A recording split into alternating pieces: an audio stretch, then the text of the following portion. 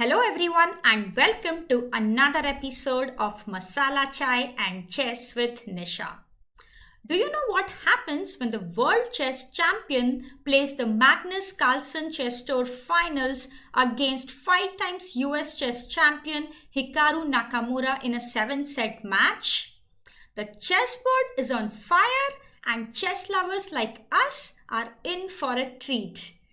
Today I'm going to show to you two games from the epic finals, and you really got to be ready with a big cup of masala chai as there's lots to learn and enjoy.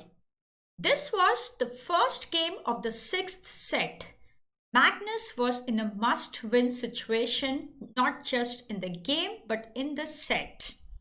Magnus came to the game with a back injury, and let's see how a champion plays when he is in pain. d4, Magnus is white, Nakamura is black.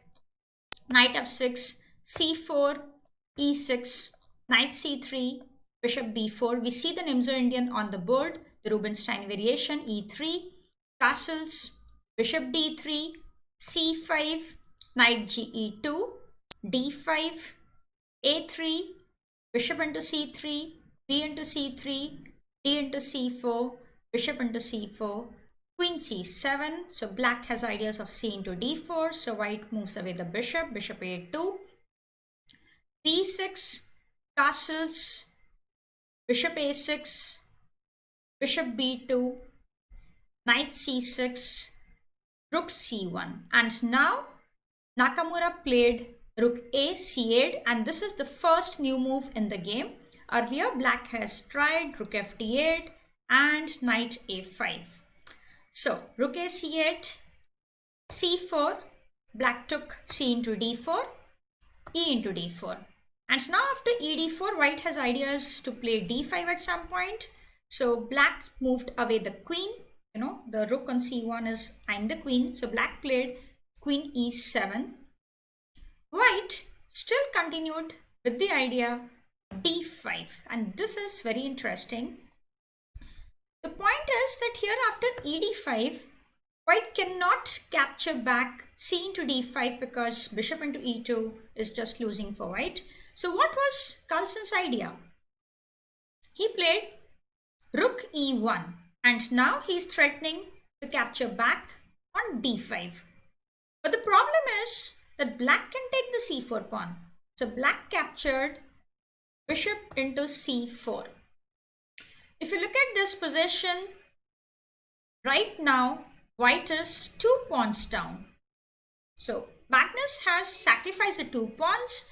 We need to see whether he has enough compensation for the same. Knight g3 was played. White is attacking the queen, and there is some idea to play knight f5 in future. Queen d8, and of course Magnus does not want to take bishop into c4. He played bishop b1. We see in return for 2 pawns, white has 2 powerful bishops eyeing the black king, and there's a knight which can jump to f5 at some point. And we have seen these ideas of 2 bishops attacking the king in our, in this diagonal in our earlier episodes. p5. One very important thing which I want to tell is that in games with shorter time controls, now this is a rapid game, so games with shorter time controls, it's much better if you are the attacking side, because the task of the defender is very difficult with less time on the clock. Knight f5. So black played d4. He's closing the diagonal of the bishop, and he says, okay, how will you carry out the attack? So black is ready to give back this pawn on d4, but the point is white does not want to take it, because if white takes back a pawn, white's attack is diffused, and this is not what Magnus wants. So white played queen d2, bishop e6. Hikaru is attacking the knight on f5, and Carlsen played rook c5, a rook left here, but maybe he wants to attack this, maybe he's supporting the knight, and maybe his idea is to play rook e c1. We don't know yet. Let's see. Hikaru played a6, supporting the b5 pawn. Now this is my masala chai moment. I'm going to sip my chai while you find the next move of Magnus.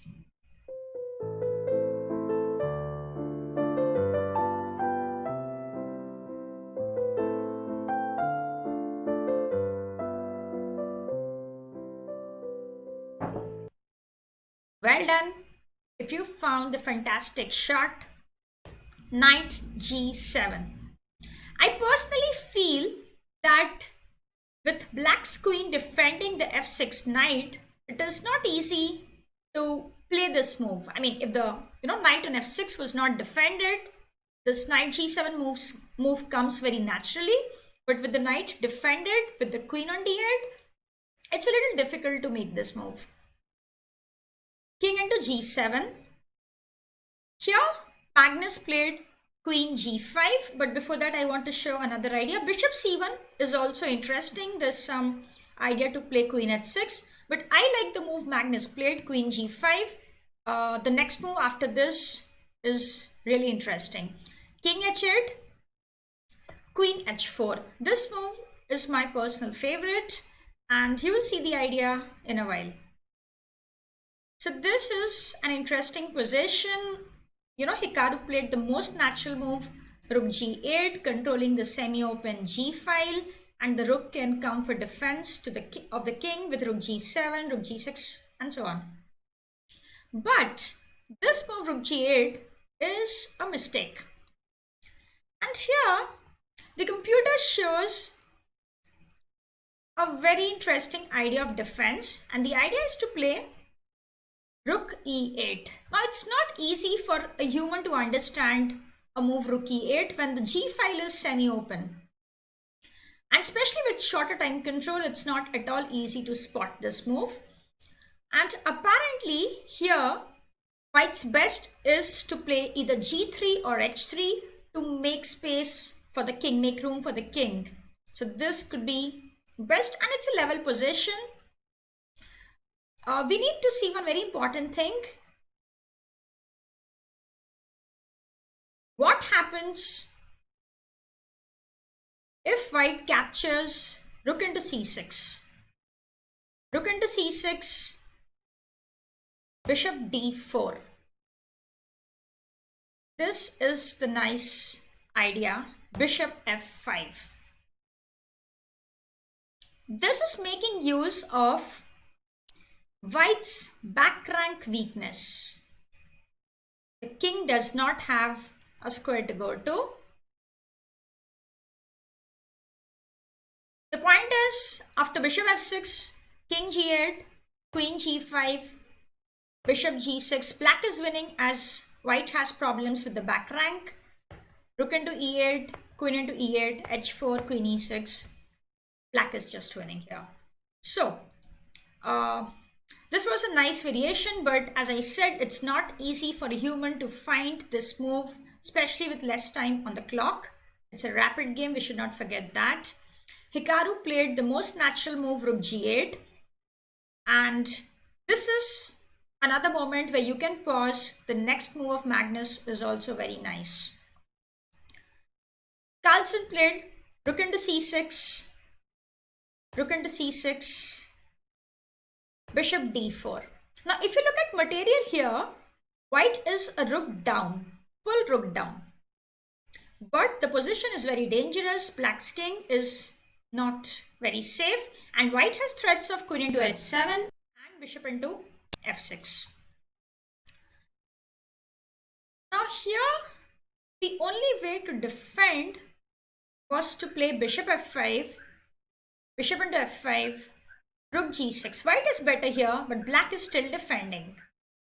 In the game, black played king g7, another very natural move.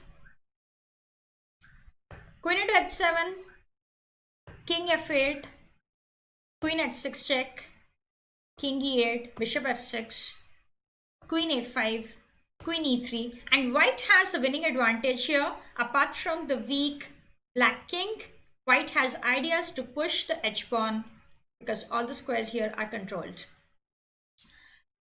Here black played queen b6, and a very important moment in the game, Carlsen looked at the face of Hikaru, and Hikaru was shaking his head. Carlsen thought that Hikaru made a mistake and he played the move rook d1. But this is, not a good move. This was a trap of Hikaru. The problem is that black has a good move, rook d6. And again, black exposes the weakness of white's back rank. White does not have an escape square for the king. So the point is, if white takes queen into b6, black has rook d1 checkmate. And if rook into d6 here, queen into d6, and black is fine in this position. Black is happy to trade. So after rook d6, now Carlsen realized the mistake and he has to work all over again to, find something good in the position. So he played bishop d4, attacking the queen. Black played queen c6. We see there is a mate threat with queen g2. Bishop e4, stopping the mate threat. Queen c4.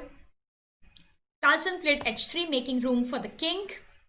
King d7. Rook d2. Rook e8. And here, Magnus missed a fantastic win. Can you spot it? You can pause here. It's a very nice variation. Magnus played king h2. White is still winning, but the move which was, winning on the spot is bishop e5. And this is a very nice clearing move. It clears the diagonal of the queen. So for example, if rook into d2, queen a7 check, king c8, queen d7 check, king d8, bishop f6, rook e7, queen e7, king c8, queen b7, it's a mate. We can see some other variations after bishop e5. Suppose black goes bishop d5. Here a nice variation is bishop f5. The point is, if the king goes to c6, there is rook c2. If instead the king goes to d8, there is rook c2, queen a4. A very nice idea now. Bishop f6, rook f6, rook c8, checkmate. Okay, this variation was missed, but Magnus is still winning. He played the move king h2. And Hikaru played bishop d5, bishop f5 check, bishop e6, bishop d3 attacking the queen, queen a4. And here, finally, Magnus found the winning idea, which he had missed earlier. So he played bishop e5, nice move, rook d5, and queen a7. Hikaru resigned here because after king d8 or any other king move, there is a mate with queen c7. What a beautiful game. It doesn't seem like this is a rapid game. The next game is from the 7th set. White is Nakamura, black is Carlsen. This is the third game of the set. In the first game, Nakamura lost to Carlsen. He tried a knight g7 shot in a very difficult position. It did not work and he drew the second game. And so before the start of this game, Nakamura was trailing by 1 point. Let's see how he handles the pressure of trailing the world champion. e4, e5, knight f3, knight c6, bishop b5, knight f6. We see the Berlin on the board. d3, bishop c5, bishop into c6, d into c6, knight bd2, castles, h3, knight d7, knight c4, attacking e5, a5, and here Nakamura found a very nice idea as part of preparation. Maybe his team found this. A very nice idea played by Nakamura here, g4. In an earlier game, in the first game of this set, he had tried bishop e3, went short castles. It did not really work. So here he tried a different idea, g4. Before we go into the details of the game, I want to tell you a very important thing. Knight c e5 is a blunder. This is a trap one should not fall into, because after knight into e5, queen d4, there is attack to the f2 pawn and the knight is hanging, so black is just winning here. This is something white should avoid. So here comes g4, the good home preparation of team Nakamura. Rook e8, rook g1. We are seeing something very interesting in this game. Like, this is completely new concept. And black played a4. In general, a move like a4 in this kind of structure is interesting, strategically correct, because if white gets the move a4 instead of black getting it, then it's a very good position strategically for white. So black plays a4 and black wants to expand on the queen side. Knight e3, and black decided to give up the bishop because the knight was heading to f5. It was irritating, so black traded the bishop. So bishop into e3, bishop into e3, knight f8. h4, white continues with the attack. Queen d6, queen d2, c5, h5, b5, and knight h4. And I really like Hikaru's home preparation. The idea he played in this game, h3, g4, rook g1, h4, h5, knight h4, now heading towards, f5.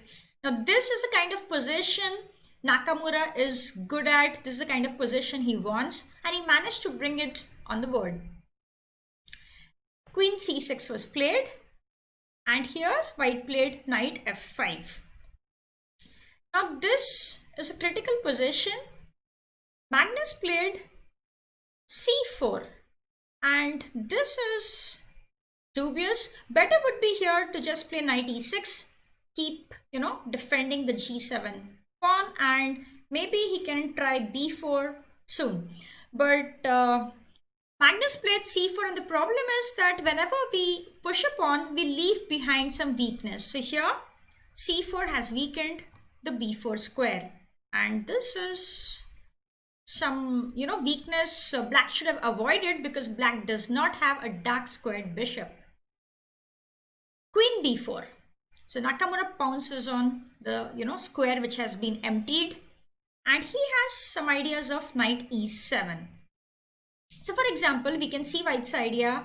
Say black plays a move like bishop b7, then h6 is very strong. After g6, knight e7, white is clearly better. So in the game, black played a3, and the point is that now knight e7 would be a blunder, because after rook into e7, queen into e7, a b2, rook b1, c into d3, c into d3, queen c2, black is clearly better. So obviously white did not fall for it, and white played b3. c into d3 was played, c into d3. And in this position, Hikaru had a little more than 14 minutes, and Carlsen was having less than 6 minutes on the clock. We see that white has a good position. So Nakamura was pressurizing black on the clock and on the position. Queen c2. Here there are two good moves. One is a slow positional move with queen d2, but who wants to play such a move when you want to, like when you can go to the king? So h6 was played in the game. g6. We see that black does not have the dark squared bishop, and there are holes near his king. The dark squared, dark squares near his king are just big weakness for black. So in this position, white played rook c1. So he tells black, you want to take the a2 pawn, you take. You want to take the d3 pawn, you can take. Whatever you want, it's all there for you. And we look at this position. White is having a fantastic position. His pieces are placed very well, And if you look at black's pieces, they're not coordinating, and black has a lot of holes in the position. So black played queen d3 here, rook d1, queen c2, and this is an important moment. We do not have a masala chai moment in the game, but this is an important moment. Most natural move here would be knight e7. The point is that if black takes it, there is queen e7 and queen f6 is coming with some mate threat on g7. There is rook d8. Very, very dangerous for black. And instead, if black goes king h8, bishop g5, rook a6, there could be many ways that white can continue from here. One sample line is rook g3, f6, rook c3, attacking the queen, queen b2, knight c8, rook c8, and queen e7. And this is just winning for white.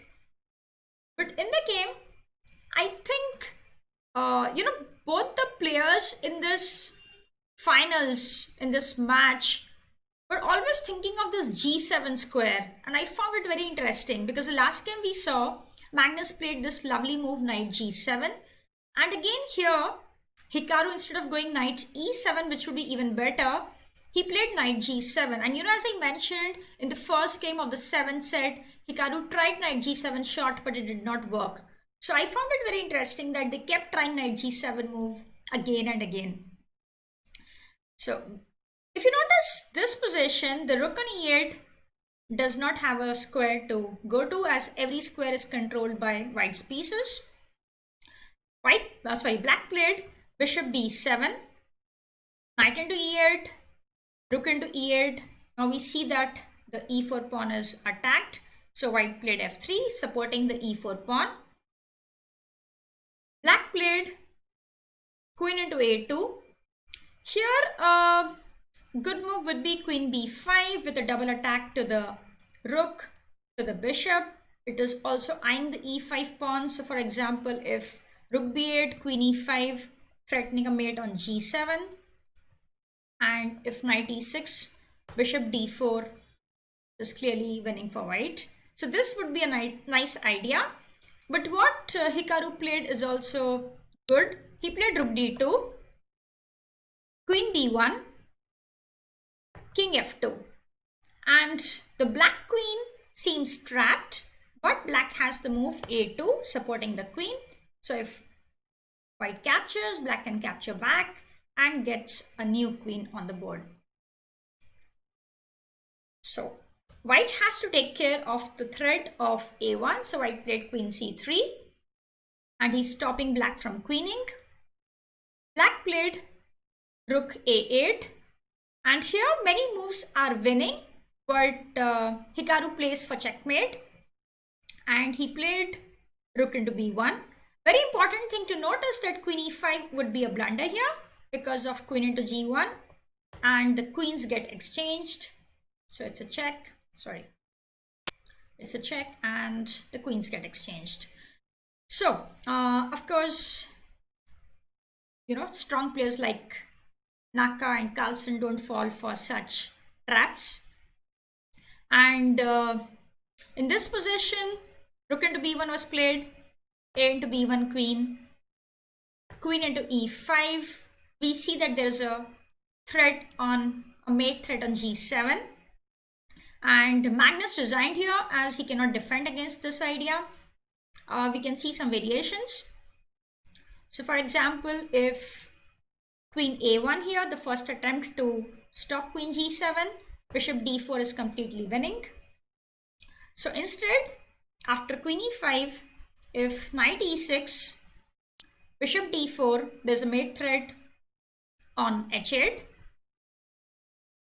If f6 here, queen e6, king f8, bishop c5 is a checkmate.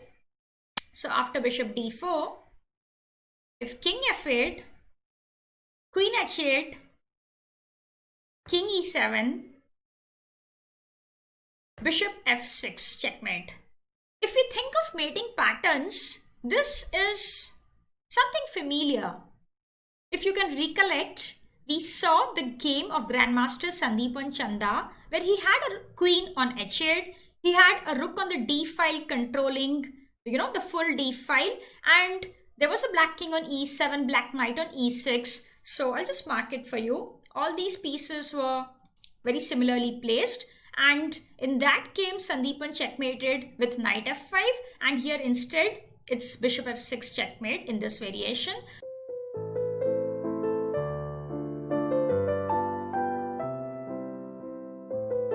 So we must make note of these mating patterns when we see, and we should be able to recollect when we are seeing some other game. You need to, kind of connect the two dots. So this is something very interesting I found in this particular variation. In the game, of course, Magnus resigned after queen e5. And in this game, I found something very striking in all the games that I showed, like both the games, that the g7 square was very important, and both the players were kind of eyeing the g7 square again and again. And one very important thing is that in our earlier episode, I had mentioned once that it is very difficult when the queen is separated from the king. In life and in chess, it's very, very difficult. And again in this game, we see that the black queen was separated from the black king, and this was very difficult for the black king. He could not handle it. So with this, I'll end this, showing these games. There were lots of fantastic games, but of course I can't keep on showing. It was amazing. It was a fantastic fight, and it was thrill for, chess lovers like us. It was a fantastic match. I hope you all enjoyed the victories of Magnus Carlsen and Hikaru Nakamura. What an epic finale it was. We were all glued to our computer screens. I tried to bring a different angle, the similarity in the two games, the connection with the G7 square. Hope you like this video. Do put a thumbs up if you did, and do subscribe to my channel if you haven't done so yet. See you. Bye-bye.